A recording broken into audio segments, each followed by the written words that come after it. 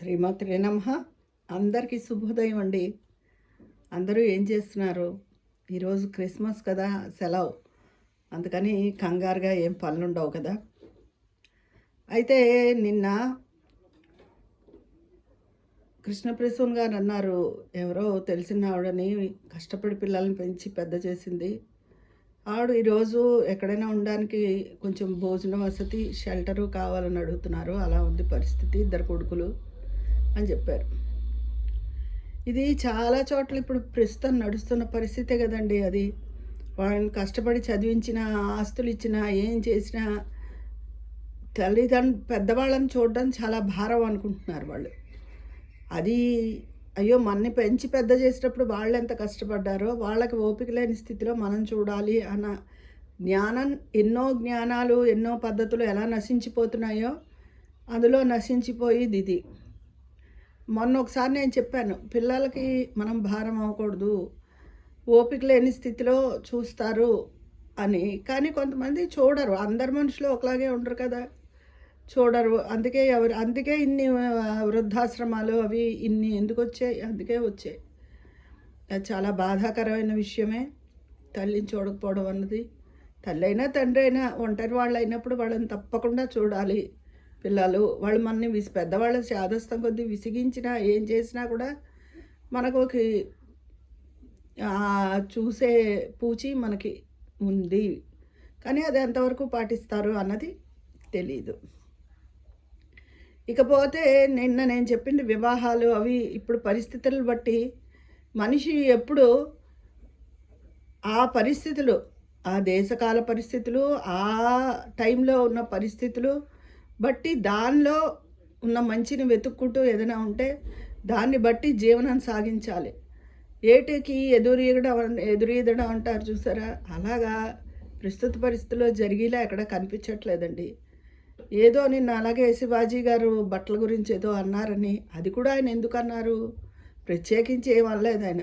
ఎవరో హీరోయిన్ ఇబ్బంది పడితే స్టేజ్ మీదకి వచ్చి అదే సరిగ్గా మంచిగా వేసుకోండి అమ్మా, మీరు స్త్రీ ప్రకృతి స్వరూపిణి లక్ష్మీదేవిలా ఉంటే బాగుంటుంది, మీరు అలా ఇబ్బంది పడకండి అని చెప్పారు. దానికోసం ఆయన్ని చాలా దుమ్మెత్తిపోసారు. కానీ 90% ఆఫ్ ది పీపుల్ ఆయన్నే సపోర్ట్ చేశారు.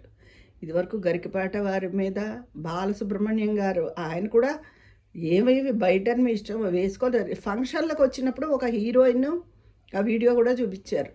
ఫంక్షన్లకు వచ్చినప్పుడు ఒక హీరోయిన్ చాలా ఇబ్బంది పడింది, పొట్టి బట్టలు వేసుకుని ఇలా కిందకి లాక్కుంటూ. అప్పుడు చెప్పారు ఆయన నలుగురిలోకి వచ్చినప్పుడు. ఇదివరకు మన హీరోయిన్లు అందరూ ఏ ఫంక్షన్ జరిగినా చీర కట్టుకునే వచ్చేవారు. వాళ్ళు బయట ఎటువంటి డ్రెస్సులు మిడ్డీస్ వేసుకున్నా, చుడీదార్స్ వేసుకున్నా, ఏం వేసుకున్నా, చుడీదార్ వేసుకున్నా ఏమి ఇబ్బంది లేదు, చక్కగా ఉంటుంది. చీర కన్నా కూడా ఇంకా చక్కగా ఉంటుంది. వాళ్ళ ఇది కోసమే చెప్పింది. అప్పుడు బాలసుబ్రహ్మణ్యం గారిని తిట్టిపోసారు, గరికపాట ఆయన్ని తిట్టిపోసారు. ఇప్పుడు శివాజీ గారు, కాకపోతే శివాజీ గారిని ఎక్కువ మంది సపోర్ట్ చేస్తున్నారు.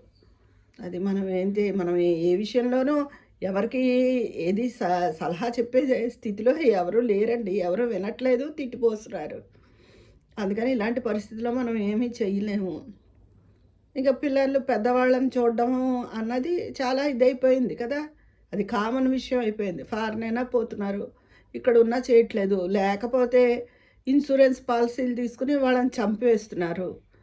ఇవన్నీ మన దృష్టికి వచ్చినవి, మన దృష్టికి రానివి ఇంకెన్ని ఉన్నాయో. ఇలా ఉంది సమాజం. ఈ సమాజంలో మనం అందులో ఏమైనా మంచి ఉందా వెతుక్కుంటూ జీవనం సాగించడం తప్ప మనం ఏం చేయలేమండి. మళ్ళీ ఒక్కోసారి ఇలాగే ఉండిపోదు, మళ్ళీ ఒక మంచి మార్పు అనేది తప్పకుండా వస్తుంది. రావాలని అందరూ అనుకోవాలి, వస్తుంది కూడా. అలా ఒకలాగే ఏ పరిస్థితి కూడా ఎప్పుడూ ఉండిపోదు. తర్వాత ఒక న్యూస్ చెప్తున్నానండి. అంటే నా మనసుకు అనిపించింది అలాగా, అది మీతో పంచుకోవాలనే ఉద్దేశంతో చెప్తున్నాను. గివ్ అవే ప్రాసెస్ కింద నేను రేపు జనవరికి నా ఛానల్ ఓపెన్ చేసి 3 ఇయర్స్ అవుతుంది. ఈ 3 ఇయర్స్లో నేను ఎంతోమంది డబ్బు పరంగా నేను పెద్ద సంపాదించుకోలేకపోయినా నా అభిమానులు మాత్రం చాలామందిని సంపాదించుకున్నానండి. అది నాకెంతో సంతోషంగా ఉంది. మొన్న ఎవరైనా అభిమానించారు అంటే అది సంతోషంగా ఉంటుంది కదండీ! మీ అందరి గైడెన్స్‌తోనూ, మీరిచ్చే సలహాలతోనో, లేకపోతే మీరందరూ నా వీడియోలు చూసి పెట్టే వెంటనే కామెంట్స్ వల్లో ఏదో నేను ఇప్పటివరకు లాగించుకొచ్చాను. ఇలాగా ముందు ముందు కూడా ఇంకా సాగాలని మీ సహకారంతో కోరుకుంటున్నాను. అయితే రేపు వచ్చేది సంక్రాంతి కదా! మా ఆంధ్రాళ్ళకి సంక్రాంతి చాలా పెద్ద పండగండి. తెలంగాణ వాళ్ళకి దసరా, బతుకమ్మలు అవి పెద్ద పండగ. మాకు సంక్రాంతి ఎక్కువ పెద్దది.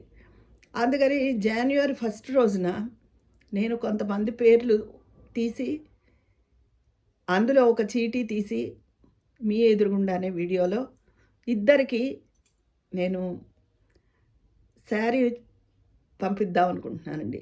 ఎందుకంటే పెద్ద పండగకి కదా! చీర పట్టి పంపిస్తే కట్టుకుంటారని. తర్వాత ఆడవాళ్ళకి ఎన్ని చీరలున్నా, మనం ఎన్ని కొనుక్కున్నా ఎవరైనా ఇస్తే ఇష్టంగా ఉంటుంది కదా! ఏ డెకరేటెడ్ పీసో ఇవన్నీ కన్నా చీర అయితే కట్టుకుంటారు అన్న ఉద్దేశంతో ఇద్దరి పేర్లు తీసి ఇద్దరికీ నేను జాన్యువరి 1 రోజున తీసి చీరలు పంపిస్తాను. ఆ రోజు చెప్తాను ఎవరి పేర్లు వచ్చాయో అది మీ ఎదురుగుండానే చెప్తాను. మీరు మీ అడ్రస్ అది పెడితే వాళ్ళకి నేను అది పంపించడం జరుగుతుంది వెంటనే. 5, 6 తారీఖులకు మీకు అందుతుంది. మీరు ఆ చీరకి జాకెట్టు అన్నీ కుట్టించుకుని చక్కగా మీరు పండక్కి మీ స్నేహితురాలు విజయ పంపింది అని సంతోషంగా కట్టుకోవాలి అని చెప్పి నా కోరిక. ఇదండి ఈరోజు విషయం.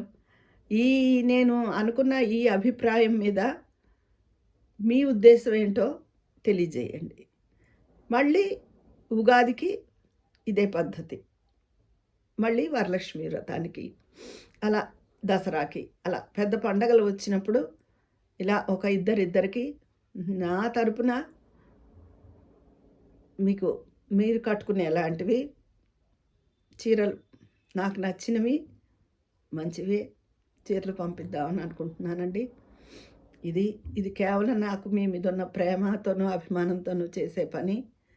ఈ పద్ధతి మీద మీ అభిప్రాయం ఏంటో కూడా కామెంట్ రూపంలో తెలియజేసేయండి. ఇంకా మళ్ళీ లంచ్ వీడియోలో కలుద్దామా? ఉంటాను మరి. కామెంట్ బాక్స్లో మీ అభిప్రాయం తెలియజేసిస్తే అక్కడ మాట్లాడుకుందామా? మీ స్నేహితురాలు విజయ పన్నాల.